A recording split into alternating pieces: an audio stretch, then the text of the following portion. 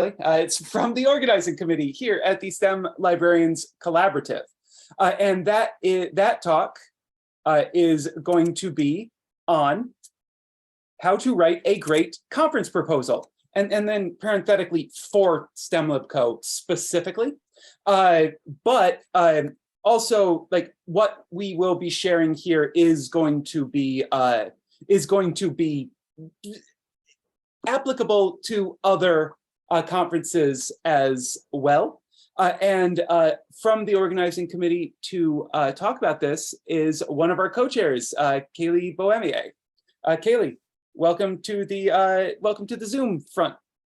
Okay, thank you, Sam. I think this is a great presentation also to precede the previous, or to follow up on the preceding presentation, because this is one of the things that often really counts for promotion dossiers.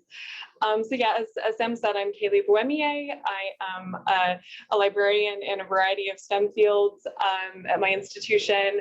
I am a white woman with brown hair, glasses. I think I'm wearing a blue shirt, but I don't think it shows up that well on Zoom with like my camera settings. But yes, I'm here to talk to you about how to write a great conference proposal. If other members of the committee want to chime in at some point with other anecdotes, feel free. This is going to be an interactive experience for everybody. And so after we get out some slides that are a little bit about our process, we want to let all of you participate in the chat so that you can think through what types of takeaways you have using some very hypothetical examples.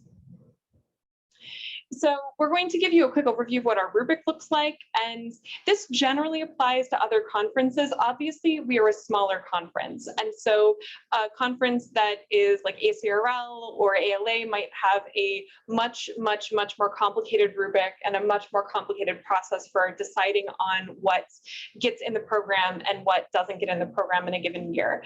And we, again, want to have you try it out yourself, and so we will give you these hypothetical submissions, and then we also want to give you a few minutes at the end to perhaps brainstorm on your own, like what might work well that you do as a conference submission, not just for us, but for any place, because it's often while we're watching presentations like this that we get great ideas of, oh, I could do that.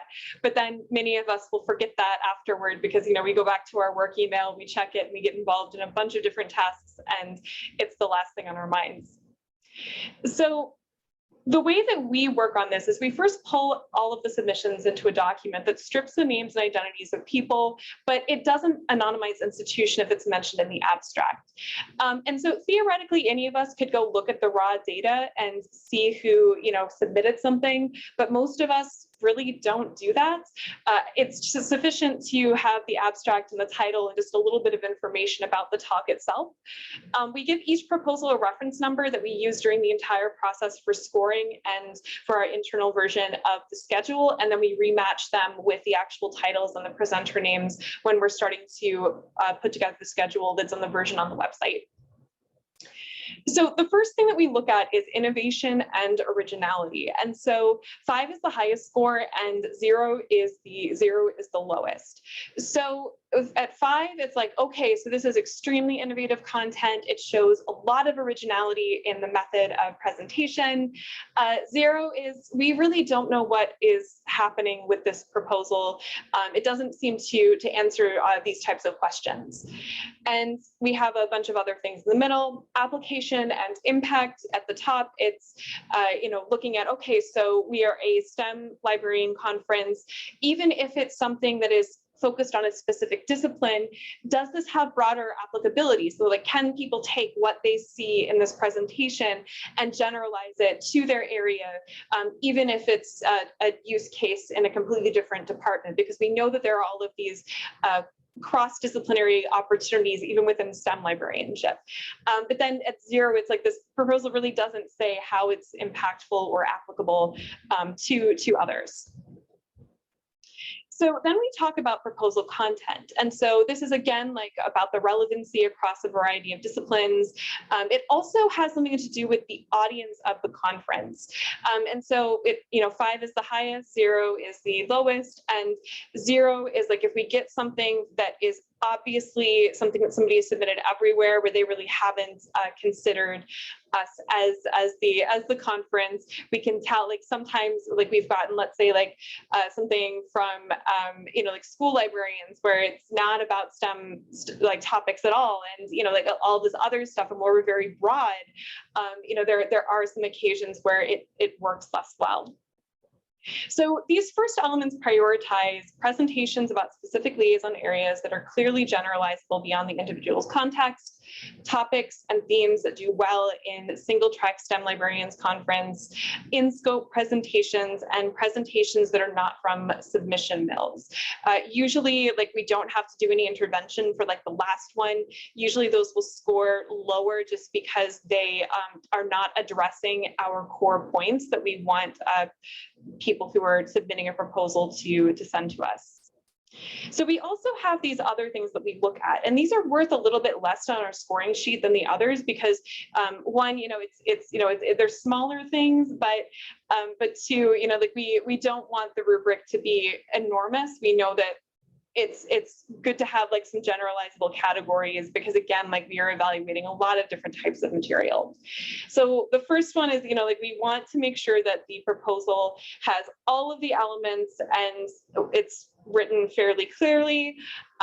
We want to make sure that it is well organized and that it addresses any issues that might come up with either the format or the content, or if something else in the presentation. We want to make sure that it will stand up to interactions with a live audience and keep the conversation flowing. Because, again, like, this is a conference, we want to make sure that the Q&A and the chat are really, really engaged, and the Discord is really engaged. And so we select based on that as well.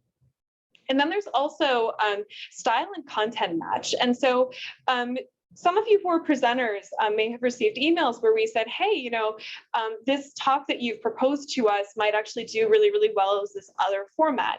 And often what happens is that we receive the proposal, we discuss it during the review after we do our individual rankings, and we're like, oh, this thing really, really should be this type of session, or this should be this other type of session. Let's reach out to the presenters, see if they're okay with that.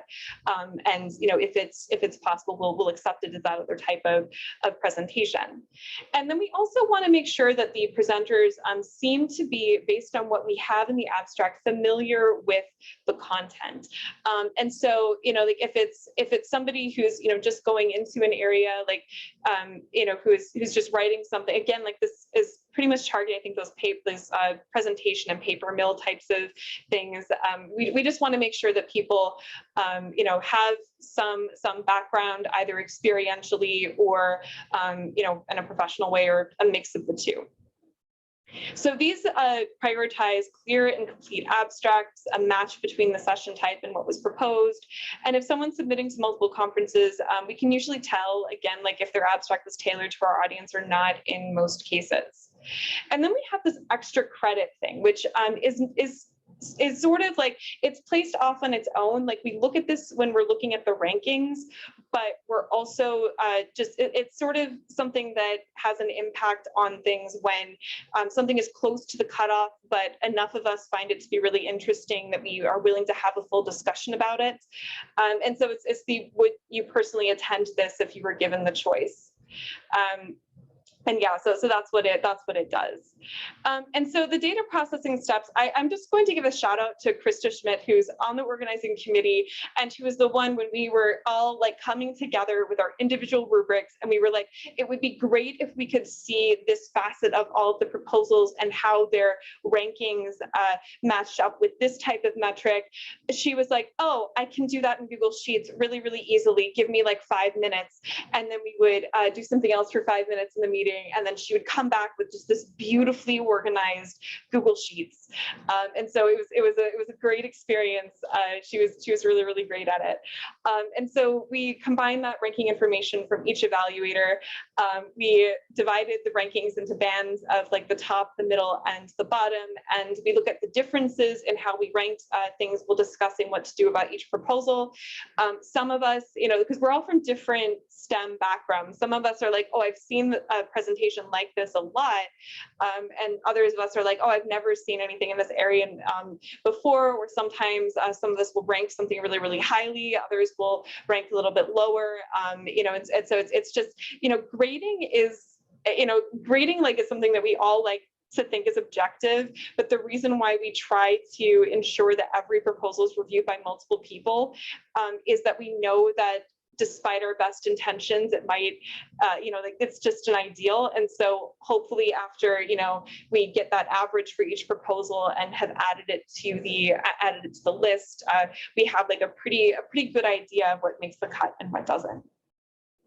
So if you go to the URL right at the bottom, which I think that or somebody, maybe I can type this into the chat because I don't have it copied and pasted, or somebody else on the planning committee can put that in. Great. So this is the actual rubric, and I want you to open it in your browser because I can't share with you the things on the next slides and the rubric at the same time. And so we're going to actually try this one out. So this is, just imagine yourself like as somebody who is doing a proposal submission review, and you see this thing. It's called Geosciences Librarian Creates a Bridge to Engineering Students. And Daffodil University has an engineering school with 1,400 students with a strong program in civil engineering and a climate resilient infrastructure concentration. This presentation describes how a geosciences librarian partnered with the engineering librarian team to do course embedded sessions for engineering students and how to navigate geosciences publications, maps, and natural hazards information from proprietary and open access and government resources for projects with local towns on infrastructure resilience. This case study and our lessons learned can be applied to any librarian seeking to bring climate-related content to other fields and prepare students to contribute to solutions in the decades ahead. So we know that we have some types of presentations here. So we have the lightning talks, we have short presentations, we have something called storytelling the profession, which is a new thing that's focused on just people telling stories about being a librarian, and we have the interactive learning sessions, and we have the I have a problem.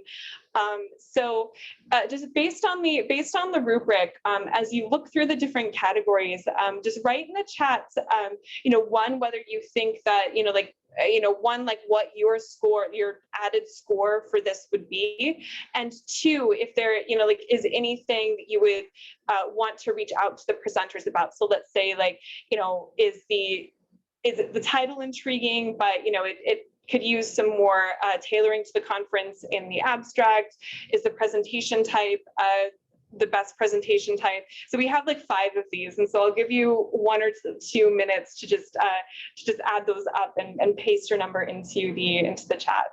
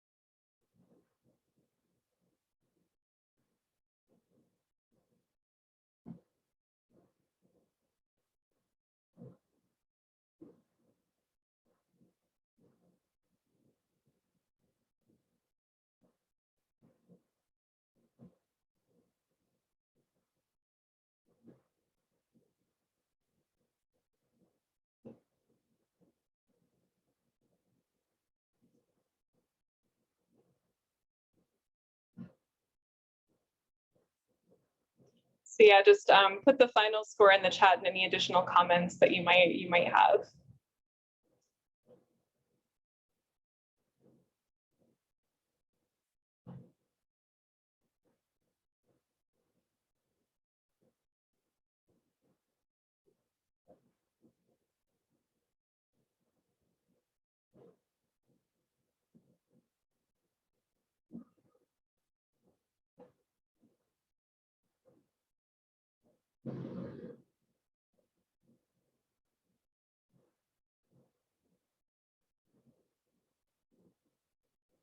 Okay, so we've got 1 for 16.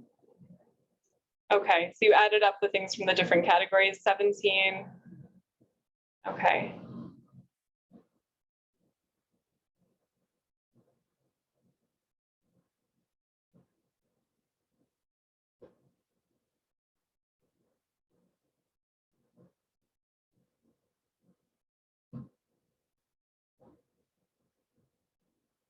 Okay, 17, it would be 20 if they chose short presentation. Yeah, that's the thing that I was hoping somebody would point out, is that this is submitted as storytelling the profession, which is stuff that is for non-PowerPoint slided, just short stories about, librarianship and things that have happened to you as a librarian in your career. This is actually something that is a much more substantive talk than that, and so I think that that's a good point. But yeah, for me, like when I look at this, I'm like, okay, so this is about a specific STEM topic. But it looks like it's really interesting because it's talking about partnering with, climate science librarians to just sort of like broaden out and think about what's relevant in each discipline. It's something that might be interesting food for thought for collaborations. But yes, and yes, you will see 2 storytelling and profession stories tomorrow if you look at the schedule. So this second one, it's bringing bookmobiles to COVID-19 vaccine clinics. Very Good Public Libraries started an initiative in 2021 to provide community members access to library books while in the COVID-19 waiting area after receiving their vaccine. They were also able to sign up for a library card if they didn't have one yet. We checked out 1,490 books and signed up 112 residents for library cards in a 4-week period. This presentation will describe how we organize this opportunity and specifically how we engage with the medical community during this important phase of the COVID-19 response. Presentation type selected was short presentation.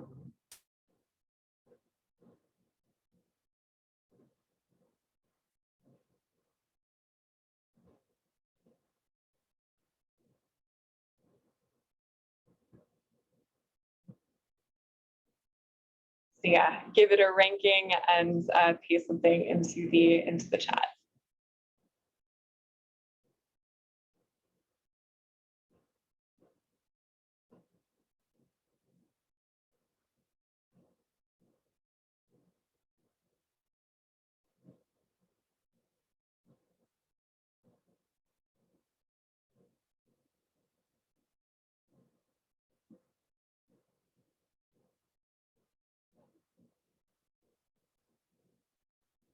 Okay, we've got 113.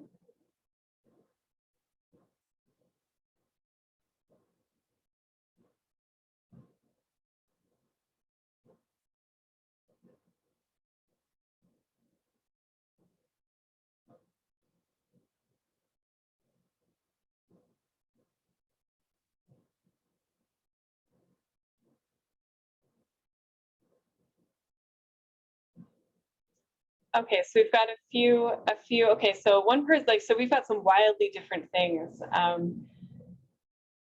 So one person said 20, and a lot of people have been putting it in the single digits. And some in the middle. Yeah, and this I think is an example of how things can be so subjective and why it's important to have multiple people looking at one proposal.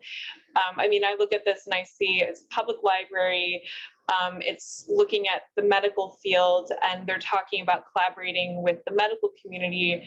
So I really need to know if this was going to be something that, let's say, like somebody outside of a public library background could then take and do something similar with, like, maybe doing some kind of collaboration with a medical school or something.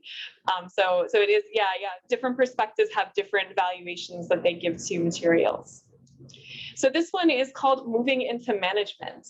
This lightning talk provides the author's perspective on their transition into management at an R1 Research University campus with a library staff of 400 and 3 major library hubs, including several anecdotes to illustrate changes in job responsibilities that took them by surprise. It will appeal to anyone in STEM librarianship who is thinking of management, and other managers will appreciate the story-like feel. Presentation type selected was lightning talk.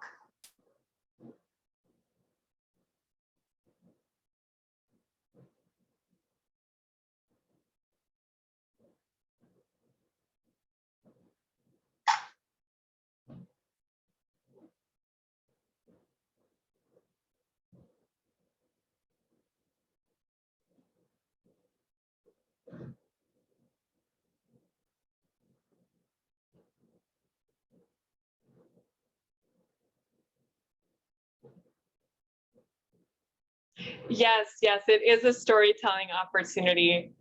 There's kind of a breadcrumb in the description. So yeah, we would ask this person to switch it from a lightning talk to storytelling the profession.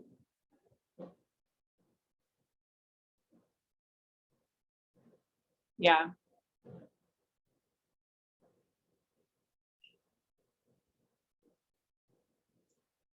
Yeah, so this seems to be scoring a little bit higher, but there still is some variation because again, like that's why it's so important to have multiple people look at the same proposal.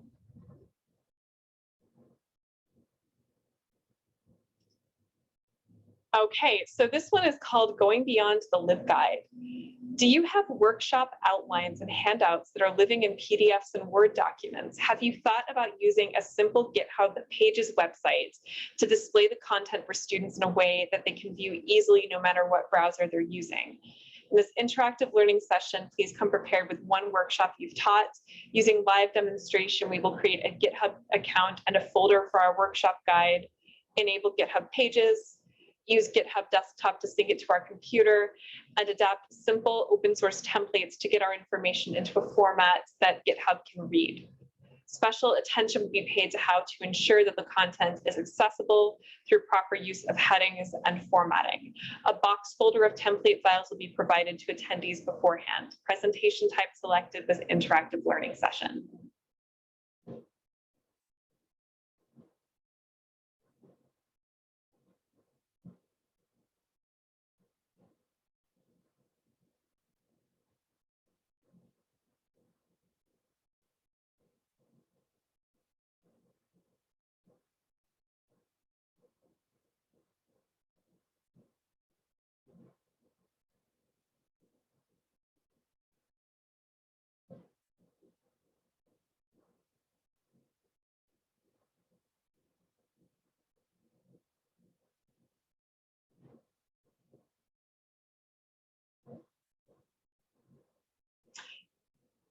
Yeah, this content, this is an example of something where it sounds really, really cool. I'd love to do this, but it does sound like it would be overwhelming to do in like 30 to 40 minutes.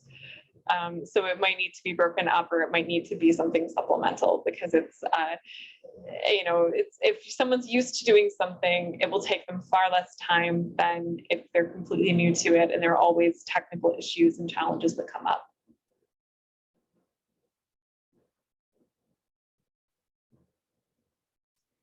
And then there's this one. Why can't I get students mid-century books? During the COVID-19 pandemic, life sciences majors were able to use the HathiTrust Emergency Temporary Access Service to read and react to many thousands of books that have previously been limited view only, but were actually in our stacks. Many people are okay with the service ending now that we're all back, but a few faculty and students found the taxonomic information extremely useful for their learning and research. They keep asking when the library will purchase these ebooks. They're still in copyright and the publisher author may not be interested in digitizing them. What solutions have you found to issues like this? Presentation type selected was I have a problem.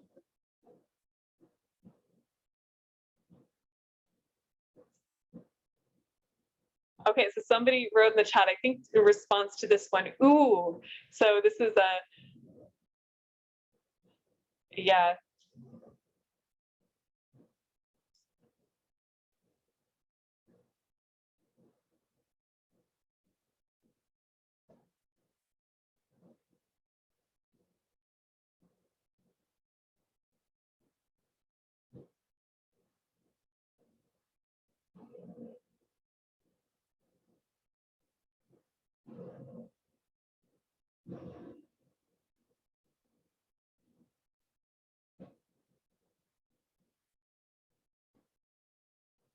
So no, this is I have a problem. And so with the I have a problem type, it's somebody who comes with a very short just problem that they have. Maybe they have a reference slide or two if they really need to have a slide up, but ideally with no slides, where they're soliciting advice from librarians who are attending the STEM Librarians Collaborative Conference. And so we have a few of these sessions lined up over, over the conference days.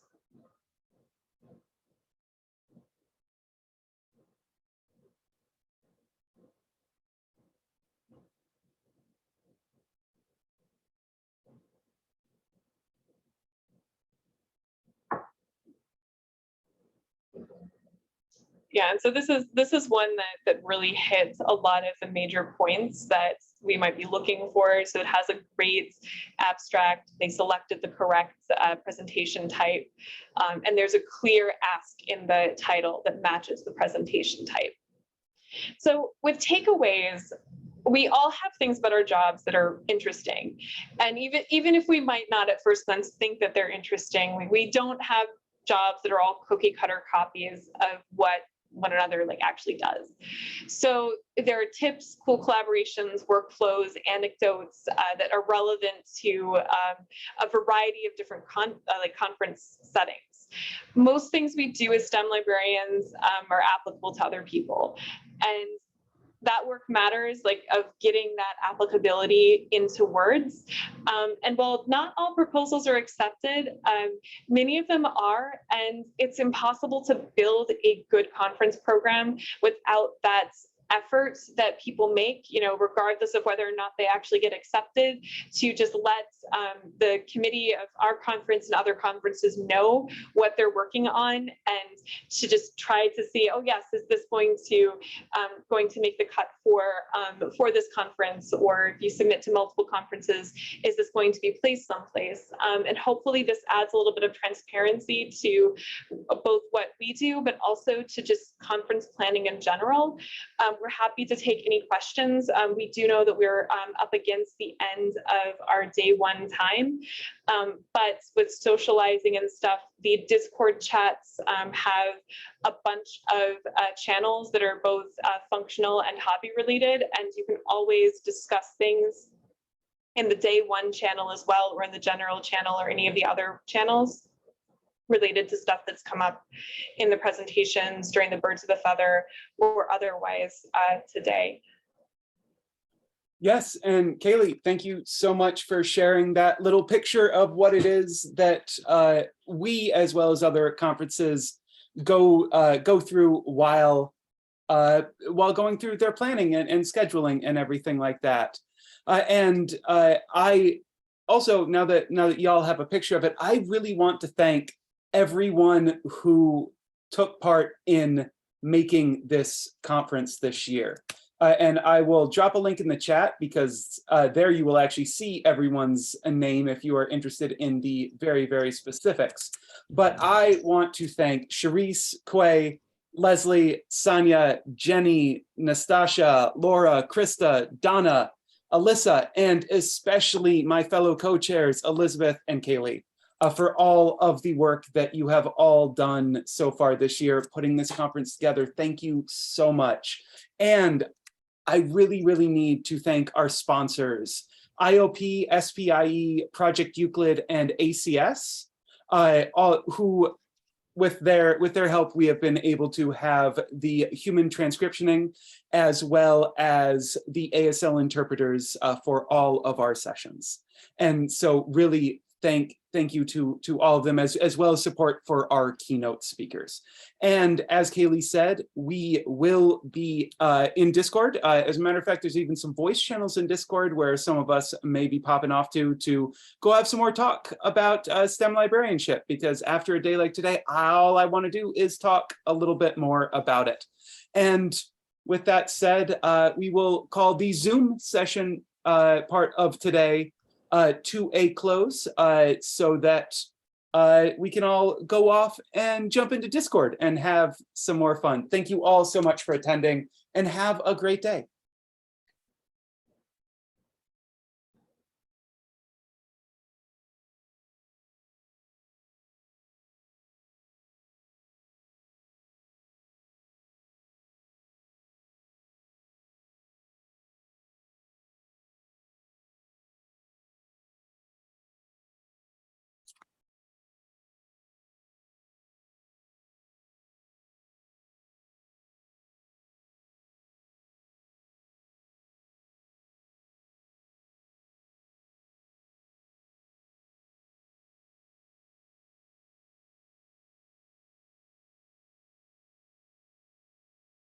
Okay, y'all, I am gonna close it down. See you in Discord.